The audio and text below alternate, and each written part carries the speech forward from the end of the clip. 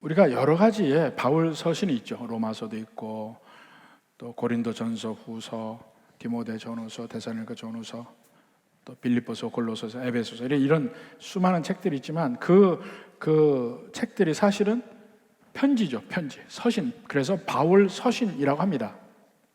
근데 그 서신은 특정한 교회에 특정한 이슈가 있어서 거기에 따라서 편지를 하는 경우가 많습니다. 그래서 바울 서신 전체를 보면 다 망라해서 보면 바울이 이야기하고자 하는 전체 내용을 알지만 그 구체적인 하나의 서신서에 가해 보면 특정한 주제들을 따로 다루고 있습니다. 근데 그것이 우리가 알아야 되는 전체 주제는 아니에요. 그 중에 일부를 이야기하는 것입니다. 지금 데살로니가 성도들에게는 지금 바울이 4장, 5장에서 두 가지 면을 대답을 하기를 원합니다. 데살로니가에서 바울이 교회를 세웠습니다. 그렇지만은 한 달도 안 되는 시간이 있다가 결국 거기서 나올 수밖에 없었고, 그렇지만 교회는 세워지고 그들은 성경에 대해 잘 알지 못해요. 계속해서 다른 사람을 통해서 성경을 배우지만 성경에 대해서 잘 알지 못해요. 그래서 그 중에 그들이 궁금해하는 것들이 있습니다. 사실 그 당시만 해도 막 예수님 믿으면서 다 같이 느낀 것이 아마 바울도 포함일 것인데, 그들이 지금 막 믿음을 가지면서 로마 제국 전체 복음이 다 증거되면 예수님이 오실 거라고 생각한 겁니다. 예수님이 급박하게 예수님이 오실 것이라고 믿고 그렇게 생활을 했습니다.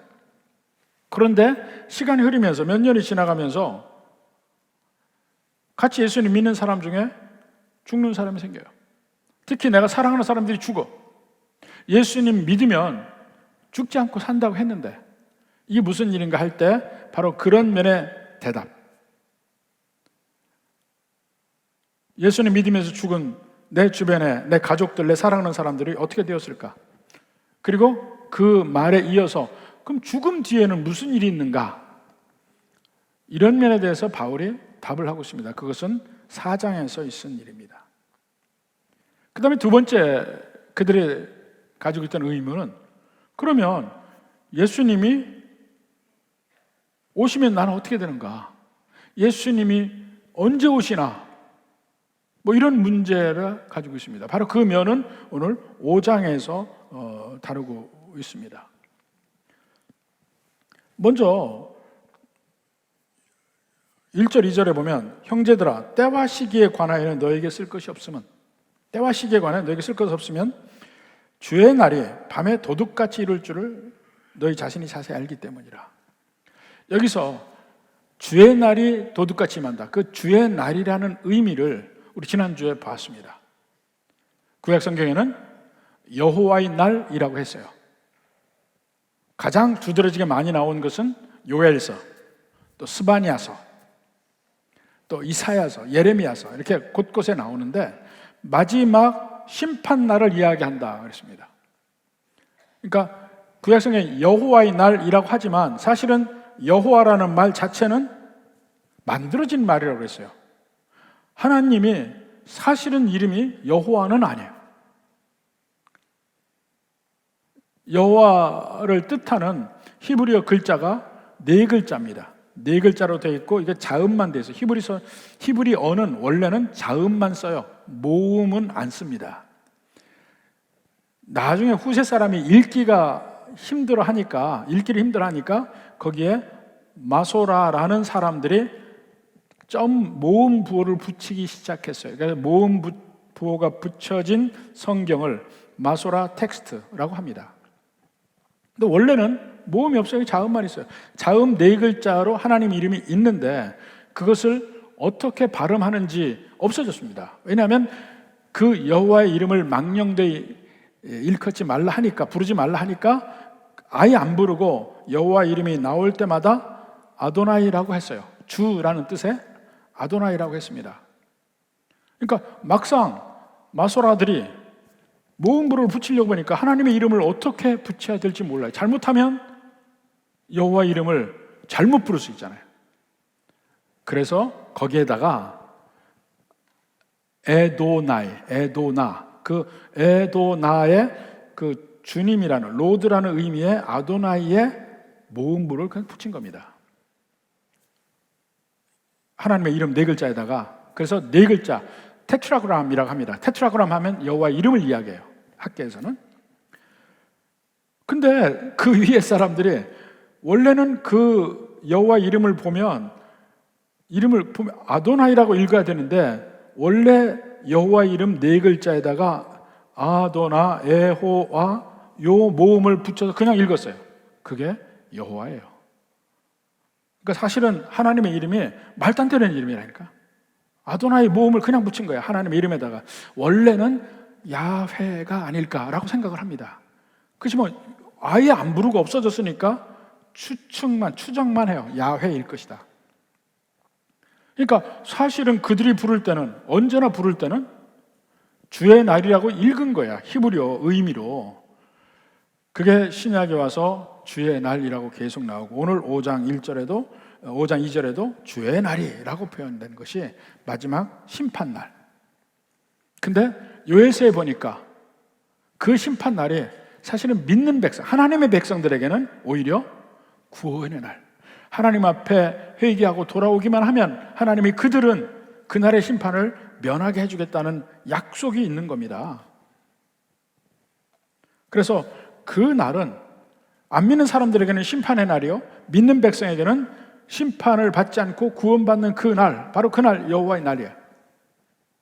근데 그 날이 언제 임하는가? 이것이 초미의 관심사인데, 예수님도 그날은 도적같이 이른다고 얘기했습니다. 예수님도, 바울도 밤에 도적같이 이른다고 오늘 본문에서 이야기합니다. 그때를 알 수가 없다는 거예요. 그럼에도 불구하고 그때를 알고 싶어 합니다. 왜 그럴까요? 그때를 그렇게 알고 싶어 해, 믿는 백성들이. 왜냐하면 그날을 알면 좀 더 준비하지 않을까 싶어. 좀 더 그날에 맞게 내가 스케줄을 따라서 내 삶을 내가 컨트롤할 수 있을 거라고 생각을 해요. 그래서 그날을 알고 싶어 해. 그래서 자꾸 그 날을 알려고 노력합니다. 근데 그건 우리 일반적인 삶에서도 얼마든지 나타납니다. 불시에 뭐가 된다는 걸 참 안 좋아하잖아요. 제가 우리 교회 와서는 뭐 그런 일을 거의 안 했습니다만, 전에 있던 교회, 서울에 있던 교회 이렇게 해서는 제가 성도들 집에 그냥 간 적도 있어요. 얘기 안 하고. 그러면 별별 일이 다 있죠. 집안은 완전히 어수선하고, 머리는 부시시 새집처럼 지어놓고 막 정신없이 맞이하는 데도 있고, 그리고 미리 간다고 얘기를 하고 가도 제가 집집마다 다니면서 냉장고를 열어봤어요. 냉장고를. 난리야.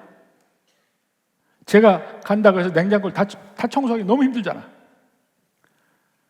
그러니까 제가 딱 들어가면 어느 집에서는, 어느 권사님은 딱 보면 저를 맞이해야 되잖아. 부엌으로 도망가서 냉장고에서 이러고 있어요. 근데 그 권사님은 냉장고 기가 막히게 정리한 분이에요. 근데 그러면서도 이제 그렇게 하는 거야. 다른 집은 얼마나 더 하겠습니까?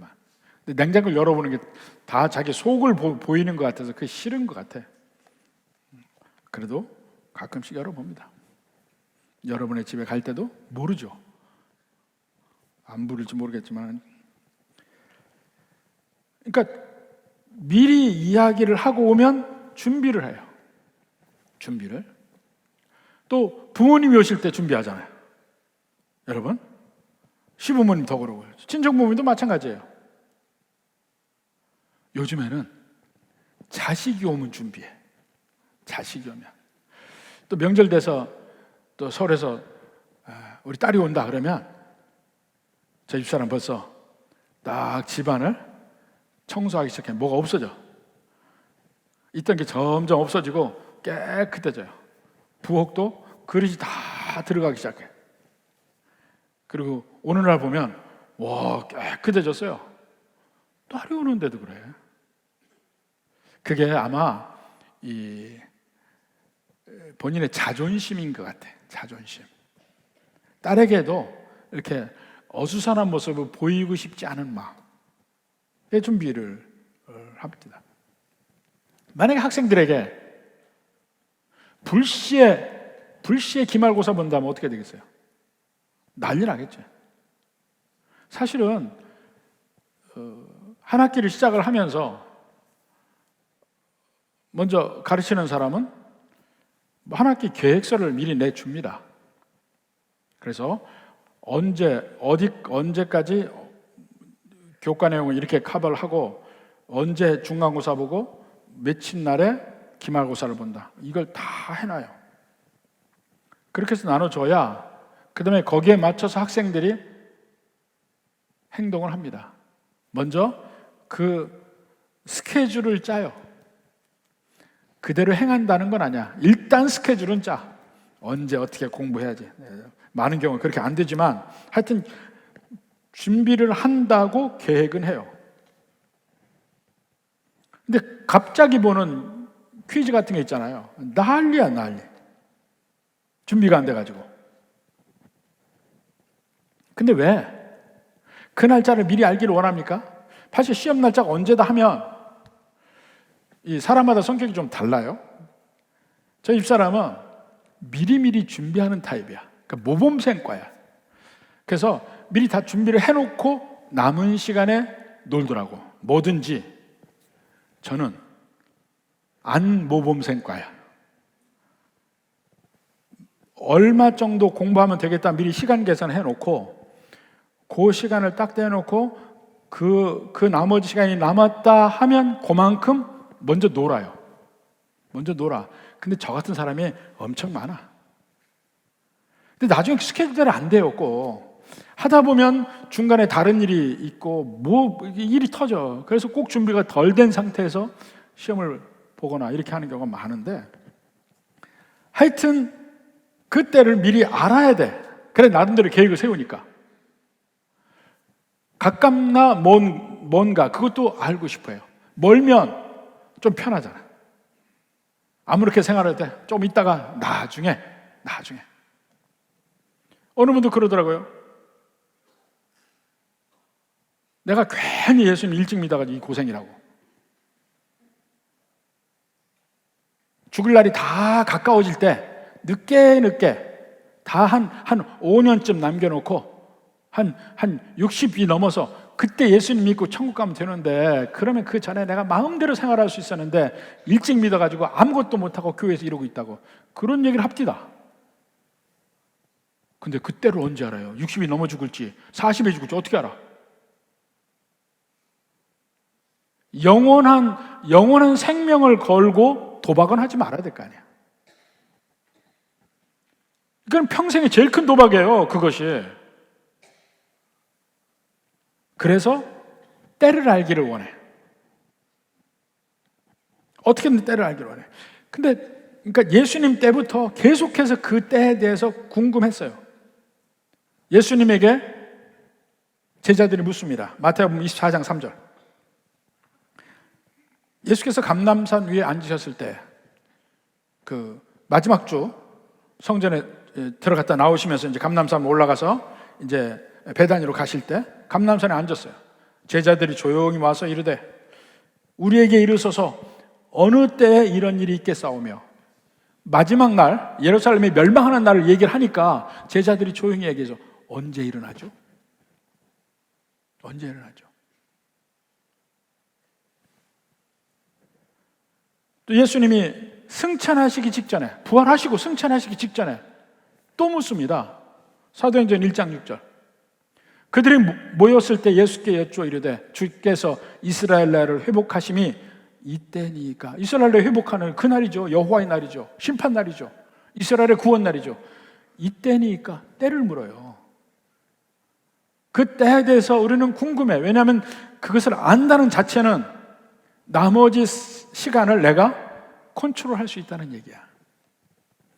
내가 원하는 대로 계획을 짜고 스케줄을 맞추고 그 중간에 내가 원하는 시간은 어느 정도 쓰면 되겠다. 내가 이 때를 준비하는 건 어떻게 하면 되겠다. 짠다니까요. 하나님은 우리에게 우리 스스로 시간을 컨트롤하고 스케줄 짜기를 원치 않으셔요. 그때를 가르쳐주지 않습니다. 그럼에도 불구하고 교회 역사를 보면 끊임없이 그때를 알려는 노력들이 계속되어 왔습니다. 그러니까 교회 역사 보면 수많은 이단들, 특히 이제 19세기 말 20세기 초에도 그런 일들이 엄청 많았습니다. 미세스 화이트라는 사람이 온갖 예언을 하고 또 몰몬교가 나오죠. 여호와의 증인이 나오죠. 그러면서 수없이 많은 사람들이 결국 이단들의 말하는 가장 특징이 마지막 때를 말하는 거예요. 이단들의 가장 큰 특징. 특히 휴거라는 개념이 나오면서부터 20세기 초에 휴거라는 말이 나오기 시작했어요. 그전에는 몰랐습니다. 근데 휴거라는 말이 나오면서 더 그 때를 알고 싶어하는 게 강해졌어요. 왜냐면 휴거가 뭡니까? 그 소설에 봐요. 갑자기 어느 날 깨보니까 내 아내도 없어지고 누구도 없어지고 시내마다 없어진 사람들이 있는 거야. 갑자기 자기만 이 세상에 남겨졌는데 그 남겨진 사람에게는 7년 환란이 기다리고 있어요. 휴가한 사람들은 7년 환란 면하고 간다는 얘기예요. 그래서 그 7년 환란의 온갖 고난과 고초와 괴로움과 이것을 견디면서 마지막에 그걸 견뎌야 구원받는다, 이런 얘기거든요. 그러니까 두려운 거야. 그 때를 알아야 거기에 맞춰서 내 스케줄을 잡을 텐데 더 그 때를 알기를 원했습니다. 가장 유명한 그런 면들이 아예 이단 삽입 말고 실제 교회 안에서 많은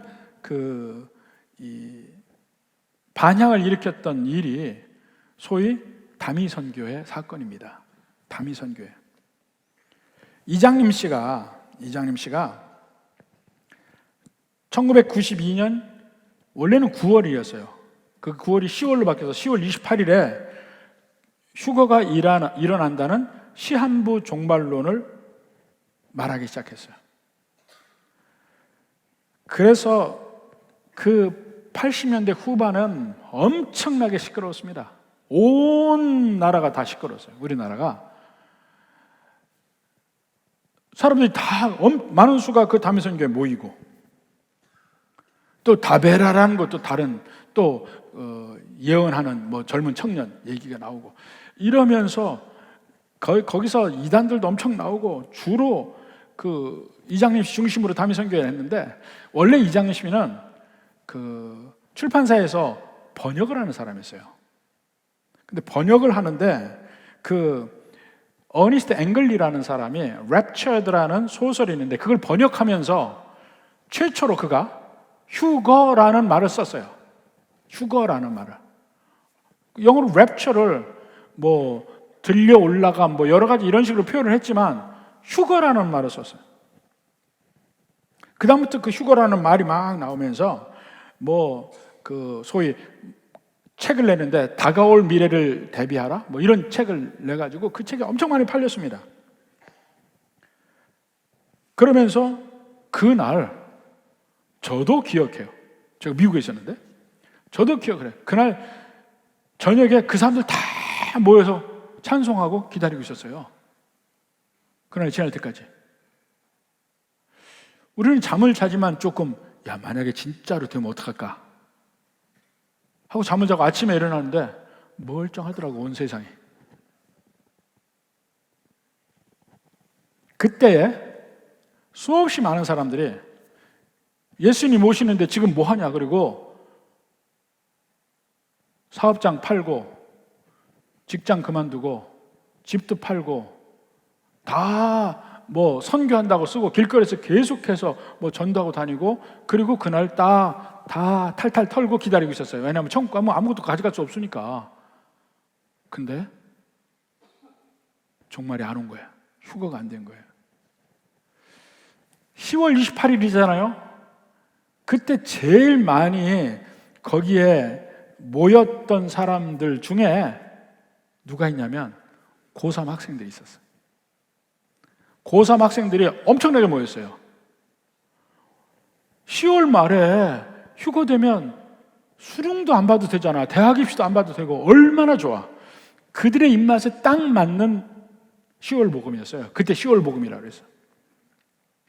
그러니까 학교 다 그만두고, 여름부터 학교 다 그만두고 전도지 들고 길거리 나가서 지금 예수님 오시는데 뭐 하냐고 막 돌렸다니까요. 그리고 나서 그 뒤로 지나가니까 이제는 더 이상 정상적인 생활이 안 돼요. 사업도 다 날렸지, 직장도 잃었지, 집도 없어졌지. 그 이후로 끊임없이 다른 종류의 소위 종말을 이야기하는 이단 사이비들이 생기면서 그 그룹의 사람들은 계속 그런데 몰려다녀요. 지금까지. 정상적인 생활이 안 됩니다.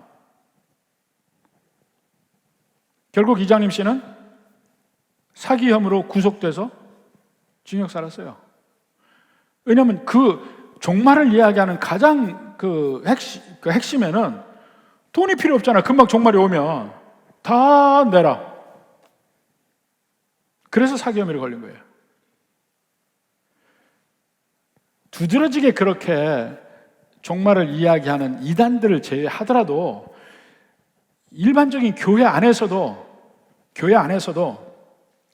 종말에 대해서 지나치게 많이 이야기하면 문제가 있습니다. 종말의 때를 왜 이렇게 많이 얘기해? 근데 종말의 때를 많이 이야기하면 할수록 성도들은 이 세상에 삶에 흥미가 없어지죠. 그러니까 다 헌금을 해라는 얘기야. 사실 종말의 때를 얘기 많이 하면 할수록 헌금이 많이 거쳐요. 그 사람들이. 그리고 성도들은 다 떠나가지만 일부의 핵심 성도가 남는데 그들은 그 종말을 이야기하는 사람의 정신적 노예가 되는 거예요. 끊임없이 그렇게 가요. 왜 종말을 많이 이야기할까요?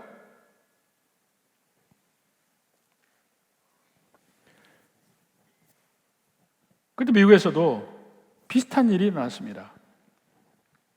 사실 미국은 상당히 기독교적 색채가 강한 나라예요.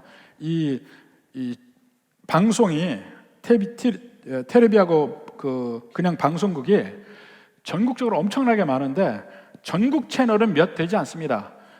ABC, NBC, CBS, 그 다음에 요즘에는 팍스 뉴스가 있고 뭐 이런 몇 가지가 전국 채널이 있고 나머지는 전부 지역 방송국이에요. 지역 방송국이 이 전국 채널과 계약하고 다른 데로 계약하고 수없이 많은 사람들이 그 지역 방송국에 시간을 사요. 시간을 사서 자기들의 방송을 합니다. 근데 이 주일날이 되면 여러 방송국 채널에서 하루 종일 미국의 제일 좋은 목사님들의 설교를 다 들을 수가 있어요. 1시간씩 제일 좋은 시간은 제일 유명한 목사님들이 합니다. 뭐 찰스 스탠리 목사님, 척 스윈들 목사님, 그 휴스턴 제2침례교회 그 에드 영 목사님이 또 LA의 오길비 목사님, 또 우리 교단 같은 경우는 벤 헤이든 목사님, 이런 분들이 설교 계속 시간대를 나눠서 합니다. 그래서 우리는 뭐 미국 교회 빌려서 보니까 한 번 보고 저녁 예배도 없어요. 그러니까 예배 드리고 와서 집에서 그들 목사님의 설교를 내내 들었어요. 근데 주일날 말고 다른 때는 안 해요. 그러니까 다른 때는 뭐냐면 언제나 그때는 방송을 들었는데 그중에 제일 많이 들은 방송이 패밀리 라디오라는 방송이에요. 이건 해럴드 캠핑이라는 분이 1958년에 만들어서 전국적으로 기독교 방송으로 제일 많이 듣는 방송이었어요.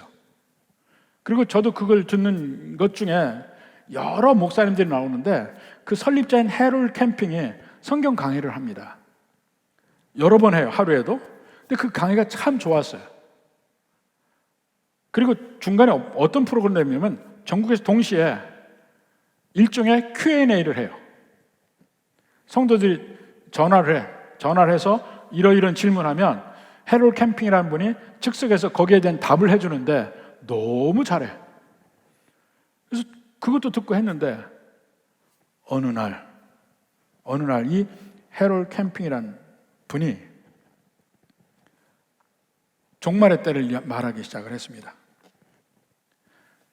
1994년 9월 6일이 심판날, 그 주의 날이라고 딱 선언을 했어요. 그리고 나중에 그 정정을 해서 9월 29일 아니면 10월 2일 마지막에 계속 그 날이 돼도 종말이 안 오니까 마지막에 2011년 5월까지로 계속해서 넘어갔는데 놀랍게도 그가 종말에 대해서 때에 대해서 이야기한 뒤부터 그 패밀리 라디오라는 그 방송국에 도네이션이 엄청나게 많이 들어왔어요. 사람들의 심리에는 그것을 아는 걸 정말 좋아한다는 얘기야. 그 애청자들 엄청 많아졌고, 청취자들 많아졌고, 도네이션도 많아졌고. 그렇지만 그 날이 결국 다 지나가고 나서 엄청난 후폭풍을 받기는 했습니다. 도네이션도 급격하게 떨어지고, 그 청취자도 떨어지고, 이런 일이 있고, 결국 그분은 마지막 2011년 5월에 온다고 했는데 바로 그 직후에 얼마 되지 않아서 결국 죽음을 맞게 됩니다. 병에 걸려서. 근데 죽기 직전에 인터뷰를 했는데 그분이 그런 말 했어요.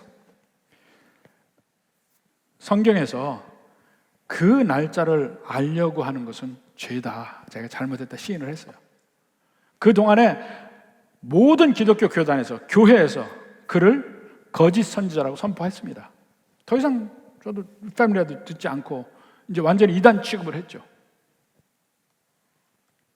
근데 그들이 거기까지 가는 데는 전 참 그때 충격을 받은 게 그렇게 성경을 잘 알고 성경에 대해서 그렇게 해박한 분이 왜 그런 데를 빠졌을까 하는 생각도 들어요. 근데 소위 이게 자칫 잘못하면 교만에 빠지는데 소위 이 어떤 은사가 있는 분이 있어요. 예언적 은사.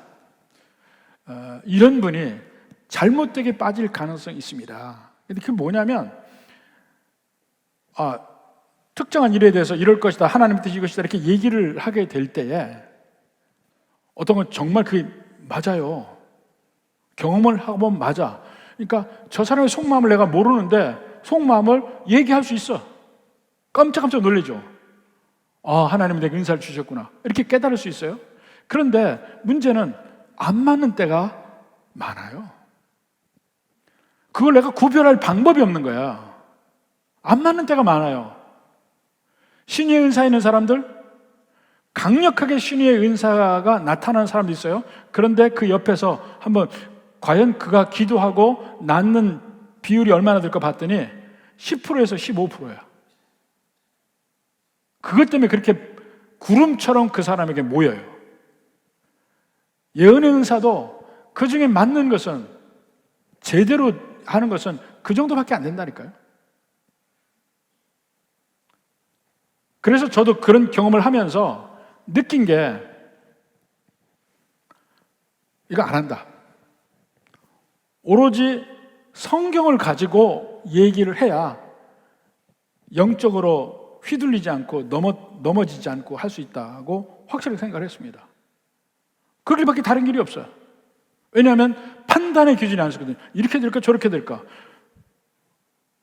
은사적인 면에 발동이 돼도 그게 될지 않을지 모르니까 어느 영의 말을 듣는지 모른다니까요.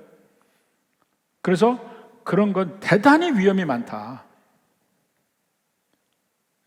신의 은사도 목적이 뭐야? 병 고치는 게 목적이야? 주님의 영광이 목적인데 안 해도 관계없어. 안 해도. 그렇지만 사람을 위해서 암암리에 기도하면서 하나님이 낫게 해주시면 감사한 것이지. 덕이 돼야 되거든. 모든 은사가 다 마찬가지입니다. 근데 이것이 잘못되다 보면 이렇게 휘둘려서 가게 된다니까. 여기까지. 이들은 바로 그런 면을 전적으로 믿다가 잘못된 길로 간 거예요. 성경에 정확한 길이 있음에도 불구하고 자기들의 직접적인 계시에 의지한 거예요. 때와 시기를 알려고 하는 것은 애초에 잘못된 출발이라는 겁니다.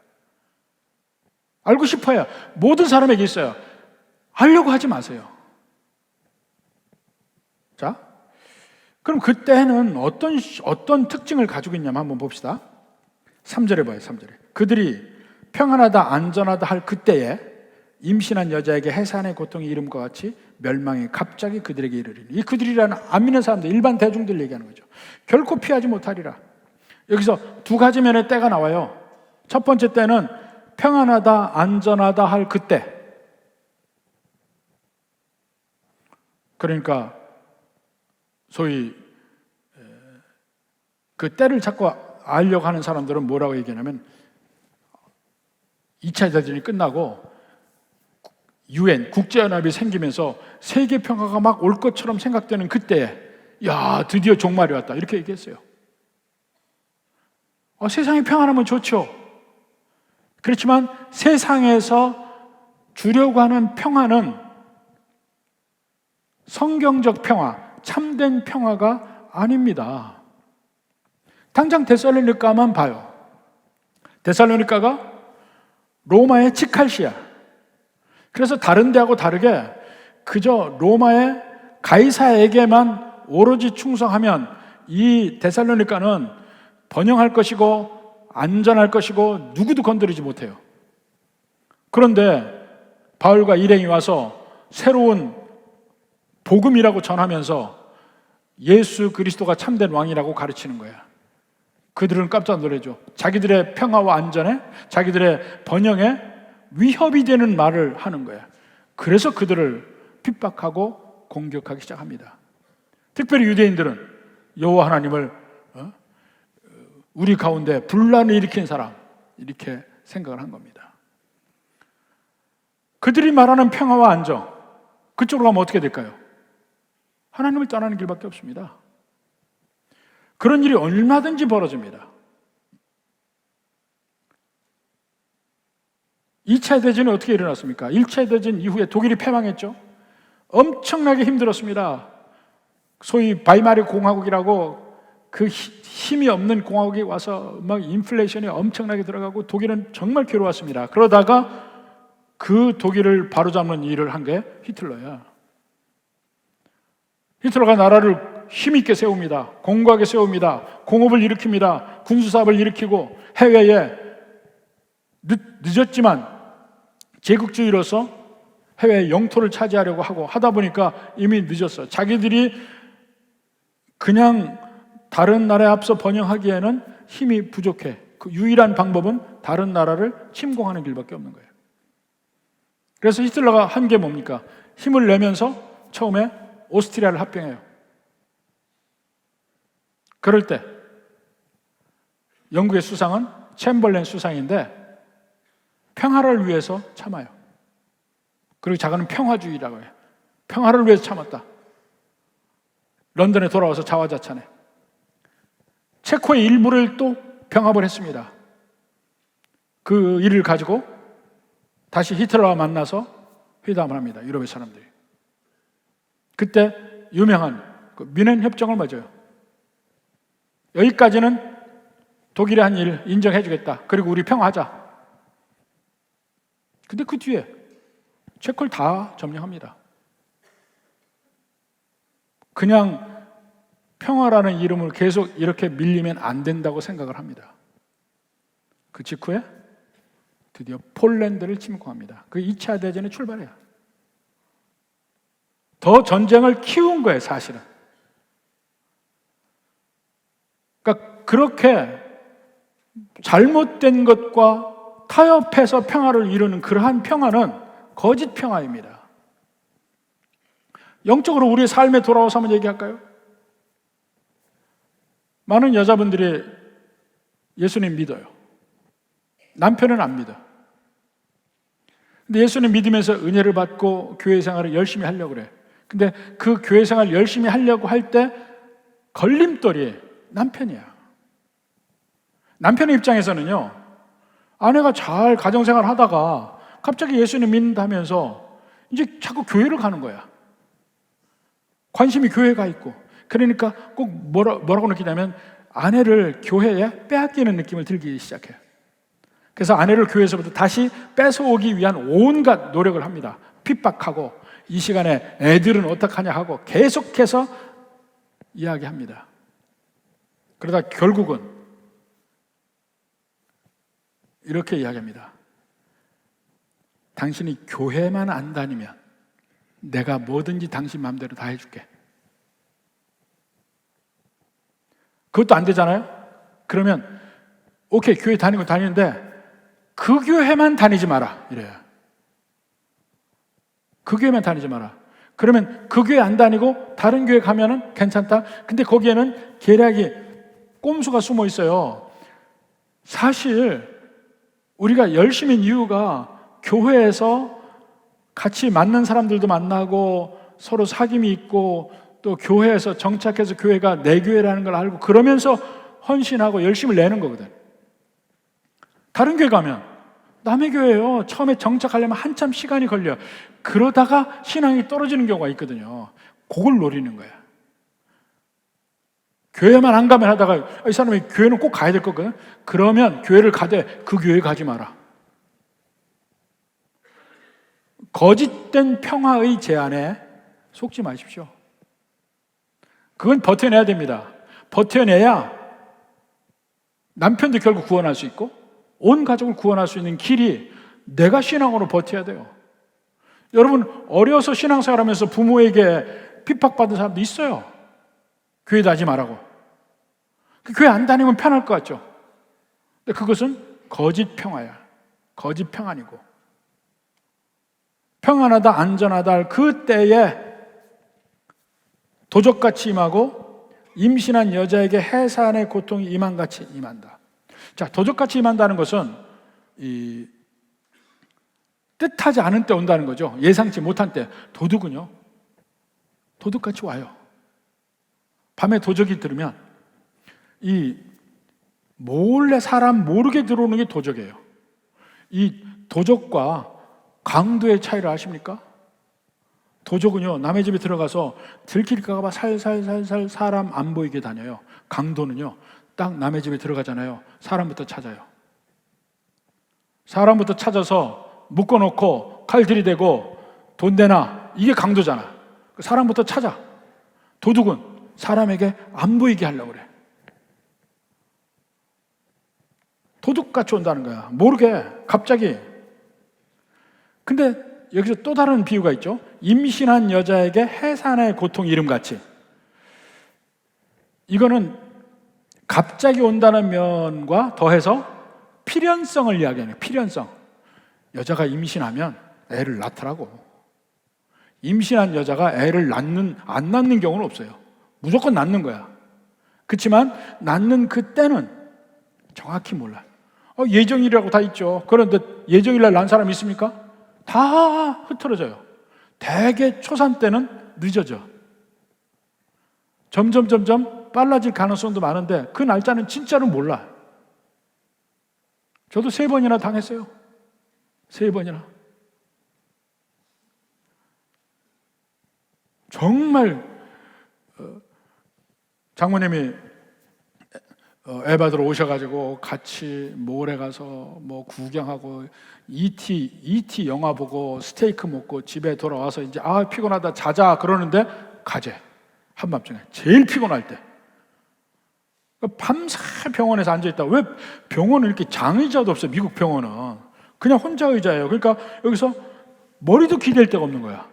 계속 밤새 일했어요. 아침에 났더라고. 아침에. 둘째도 마찬가지예요. 둘째도 필라델피아 살 때인데 신학교 다닐 때인데 그 JFK 공항까지 한 3시간 이상 걸려요. 3시간. 그 막 트래픽이 많은 데를 가서 공항 가서 장모님 모시고 왔어요. 와서 집에 들어오자마자 우리 집사람이 양수 터졌다고 가재. 제일 피곤해서 지금 자야 되는데 그때도 밤새 또 병원에서 거기도 장의자가 없어. 좀 누웠으면 좋겠는데. 그때 둘째도 아침에 났어요. 셋째는 주일날 아침에 병원 가재. 참, 나 예배 드리고 설교하러 가야 되는데 주일날 아침에 병원 가재. 들다 주고 난 할 수 없이 왔어요. 예배 드려야 되니까. 예배 끝나고 나니까 낫더라고요. 그럼. 정말 해산한 여자, 임신한 여자의 해산의 고통 이름같이 저는 3번 확실하게 경험했습니다. 여러분도 아마 경험했을까요? 그때는 근데 그걸 모르니까. 그리고 그날은 피하지 못한 때는 온다. 그날의 특징이 이런데 그럼 어떡할 거냐? 어떡할 거냐? 한마디로 깨어있으라 하는데 그 면을 얘기합니다. 4절부터 봅시다. 형제라 너희는 어둠에 있지 아니하며 그날이 도둑같이 너에게 임하지 못하리니. 도둑같이 임한다는데 도둑같이 임하지 못한대. 너희는 다 빛의 아들이요 낮의 아들이라.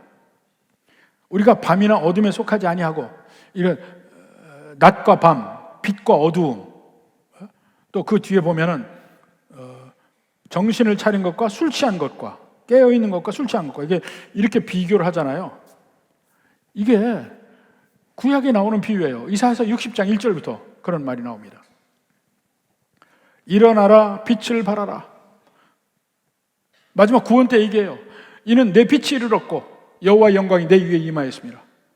하나님의 영광이 내 위에 임하였으니까 그 영광을 받아서 그 영광의 빛을 발하라.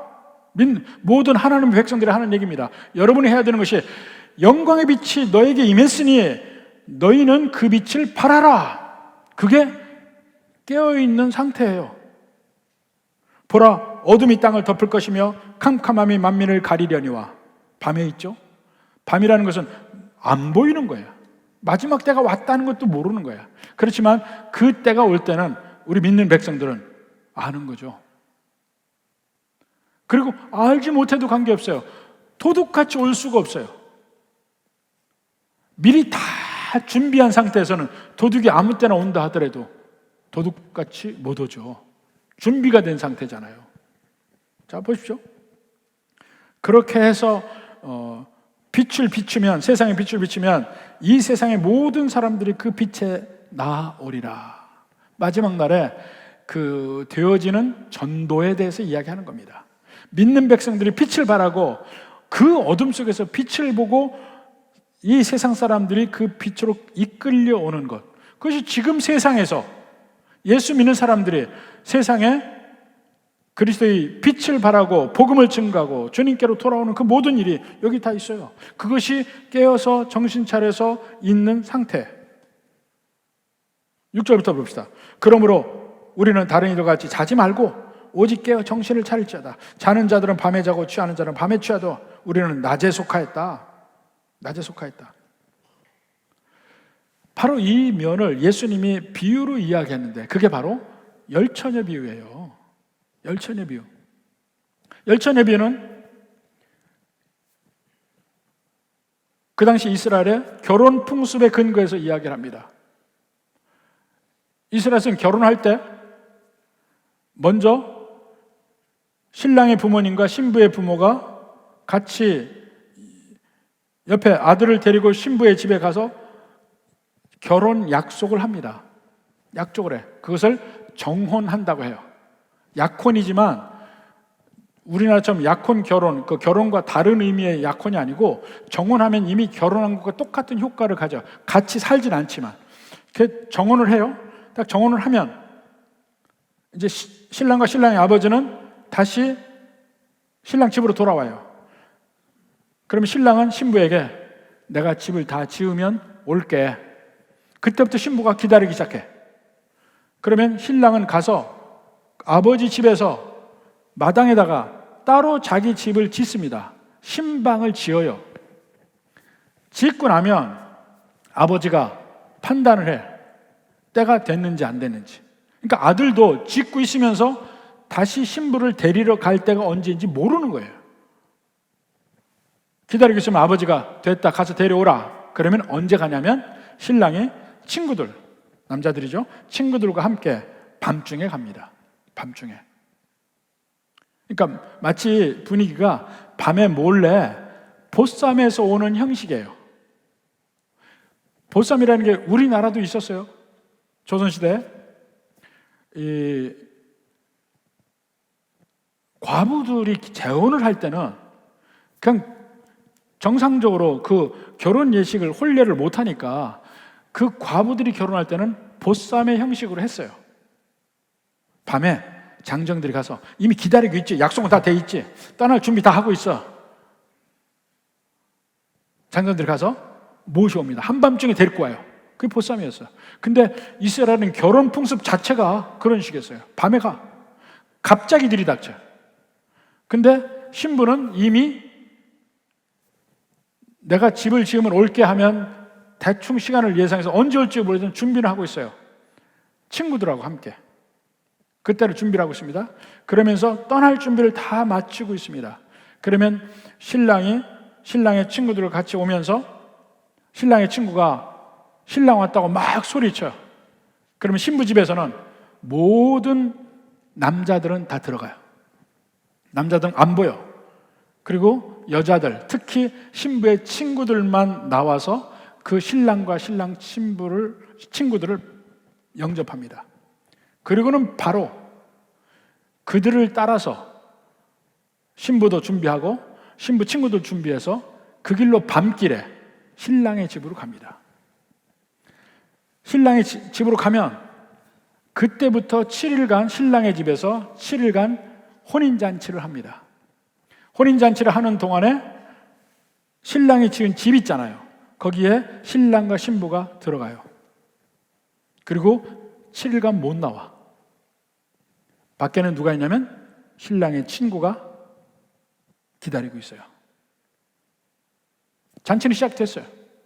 그러면 기다리고 있으면 안에서 합궁했다는 소식을 전해. 합궁이 뭔지를 알죠? 합궁했다는 소식이 전해.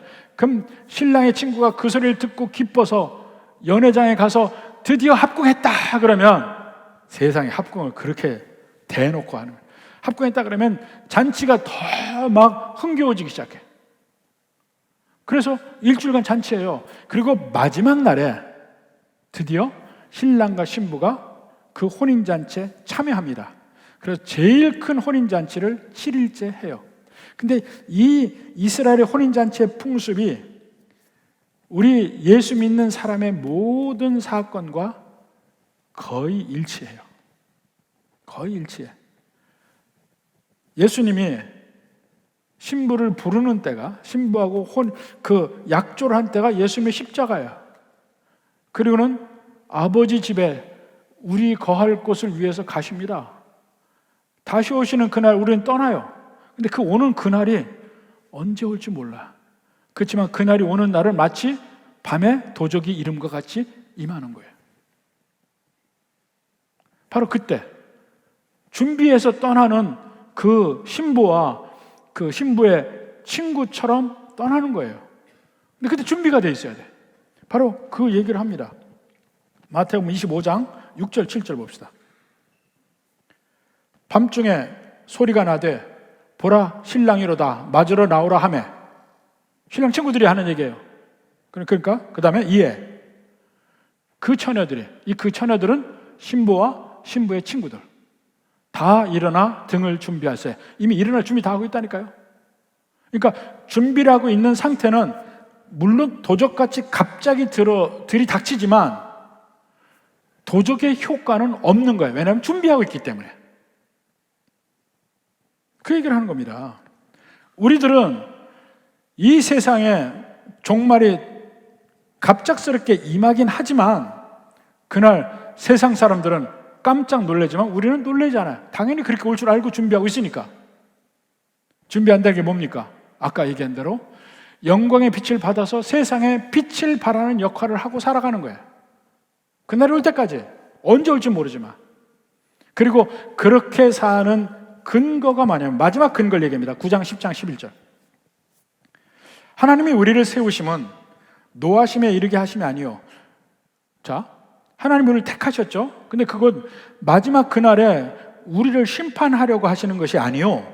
오직 우리 주 예수 그리스도로 말미암아 구원을 받게 하심이라. 그날에 주의 날에 우리를 구원받기 위해서 우리를 세웠다는 거예요.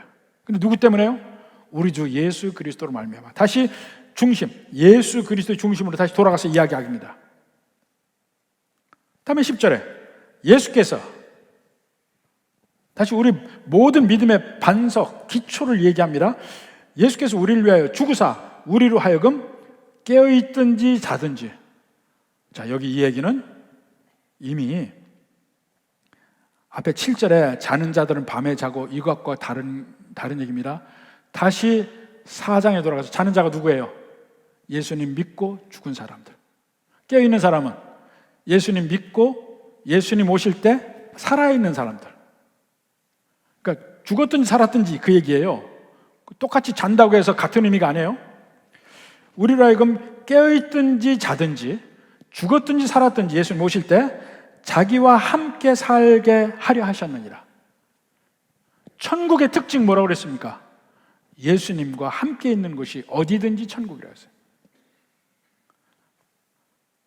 그러니까 그날이 오는 것은 이 세상은 심판날이지만 우리는 예수님을 다시 만나는 그날, 예수님과 영원히 헤어지지 않고 예수님의 사랑과 예수님의 능력과 예수님 안에 있는 모든 복을 누리는 그 삶을 살기 시작하는 날. 그러니까 그날을 기다리는 거예요.